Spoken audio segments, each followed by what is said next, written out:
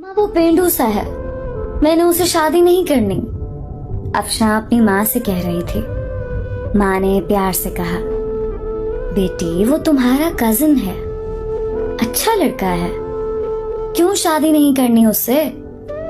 मम्मा वो पेंडू सा है, ना उसे कपड़े पहनने की तमीज है, ना उसे बात करने की तमीज है, मैं उसके साथ शादी नहीं करूंगी। अफशा शादी तो करनी पड़ेगी, तुम राजी हो या ना हो। अफशा ने अपने कजन सारिम को कॉल की। सारिम, मैं तुमसे शादी नहीं करना चाहती, तुम शादी से इनकार कर दो। सारिम ने कहा, मैं माँ बाप की मर्जी के खिलाफ नहीं जा सकता, मैं तुम्हारे साथ जिंदगी भर नहीं रह सकती। ठीक है, तुम खुद इनकार कर दो फिर, मैं तो कुछ नहीं कहने वाला।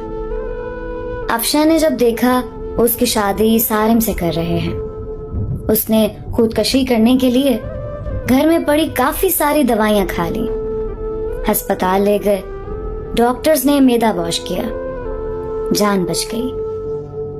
अफशा ने अपनी माँ के सामने हाथ जोड़े, मम्मा मुझ पे रहम करो, मैं उस जाहिल इंसान के साथ नहीं रह सकती, वो भी गांव में। माँ ने कहा, बेटी सोच लो, हम सब जानते हैं सारिम बहुत अच्छा लड़का है, क्या हुआ जो वो इतना पढ़ा लिखा नहीं है, वो गांव में रहता है तो, लेकिन वो लड़का अच्छा है।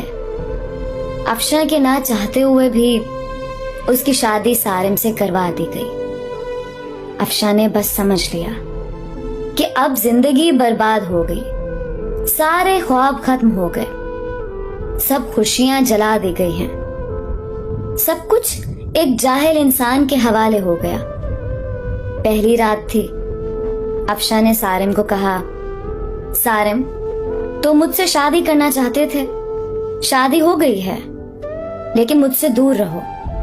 सारिम मुस्कुराते हुए कहने लगा, ठीक है अफशा, आप इतना गुस्सा क्यों कर रही हैं? अफशा गुस्से से बोली, तुमने मेरी जिंदगी तबाह कर दी है सारिम। सारिम ने एक डिबिया खोली, उसमें चमकती हुई अंगूठी थी। उसने वो डिबिया अफशा के सामने रखी और कहने लगा, अफशा ये गिफ्ट आपके लिए। अफशा ने अंगूठी उठाकर साइड पे रख दी और करवट बदलकर लेट गई, रोने लगी। सारिम नवाफिल अदा करने लगा, फिर अफशा के पास लेट गया। न्यू जिंदगी का सफर शुरू हुआ। अफशा का दम घुटने लगा सारिम के साथ। सारिम देखने में खूबसूरत था, बस ज्यादा पढ़ा लिखा नहीं था, डिसेंट सा भी नहीं था। अफशा मॉडर्न सी लड़की थी। सारिम सुबह उठते ही अफशा का माथा चूमता, फिर खुद नाश्ता बनाता। अफशा को गुस्सा आता, ये बंदा मुझे इम्प्रेस करने के चक्करों में है। अफशा जब सारिम के हाथ का बना खाना खाती, बहुत हैरान होती, इतना मजे का खाना। सारिम रात को थका आ रहा आता, अफशा बस खामोश सी अपनी दुनिया में गुम सी रहती। उसको कोई परवाह नहीं थी सारिम की। सारिम भी अफशा को कुछ ना कहता था। घर आकर खाना बनाता, अफशा को खाना देता। अफशा पत्थर दिल थी शायद, ना घर की सफाई करती, ना वो सारिम के कपड़े धोती। सारिम अपने काम खुद करता। साल गुजर गया। सारिम अफशा की हर बेरुखी चूम कर बर्दाश्त करता। अफशा को यूं लगता था एक बदू सा इंसान पल्ले पड़ गया है। सारिम चूंकि एक मर्द था, वो औरत पे हाथ उठाना मर्द की शान के खिलाफ समझता था, फिर उस पे हाथ उठाना जो हमसफर हो। सारिम ने एक दिन कहा, अफशा तुम अपना ख्याल क्यों नहीं रखती पागल? देखो रंग कितना धीमा पड़ गया है तुम्हारा, तुम्हारे बाल देखो कितने रूखे से हो गए। सारिम अफशा के पास बैठ गया। 1 साल के बाद सारिम ने यूं अफशा को छुआ था। अफशा के बालों में ऑयल लगाने लगा। वो बोली, छोड़ दो मुझे सारिम। नहीं छोड़ूंगा। अफशा ने धक्का दिया। ऑयल सारिम के ऊपर गिर गया। अफशा जाने लगी उठकर। सारिम ने बाजू पकड़ा, पास बिठा लिया। मुस्कुराते हुए कहने लगा, अफशा, मैं यूं ऐसे आपको नहीं देख सकता।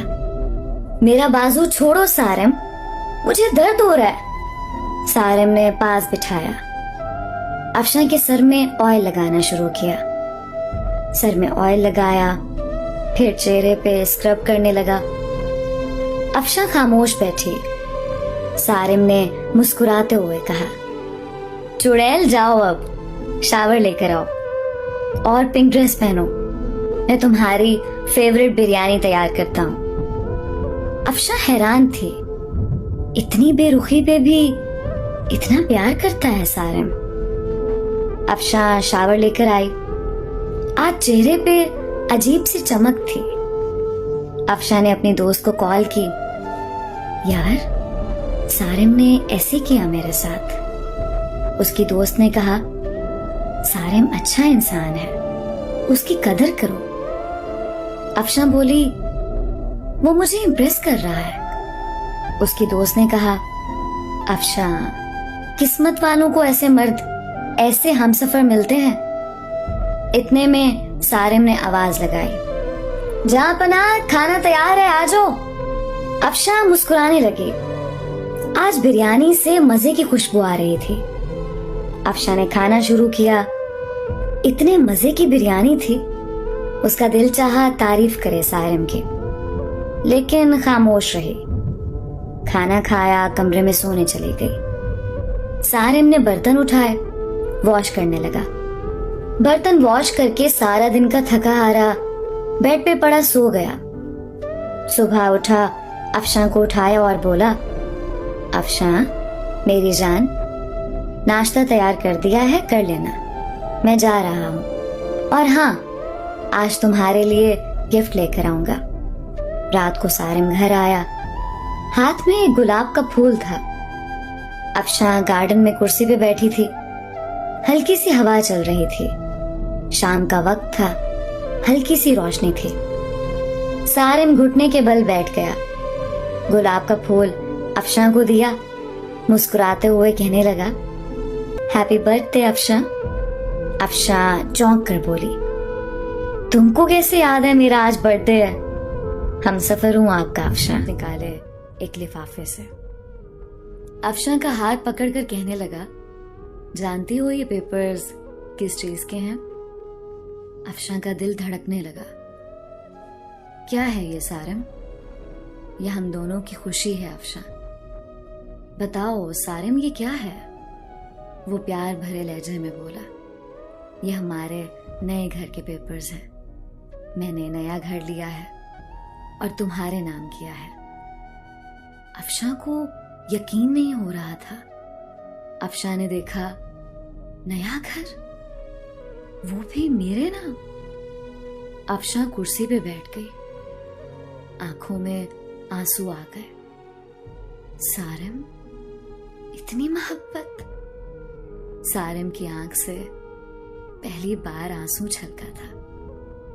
सारिम ने कांपती हुई आवाज में कहा, अफशा एक चीज मांगू? अफशा ने हाँ में सर हिला दिया। अफशा, हमेशा खुश रहना। जानती हो, तुम परी सी हो, मासूम सी, बहुत प्यारी हो तुम। मैं बहुत खुश नसीब हूं, तुम जैसी हमसफर मिली मुझे।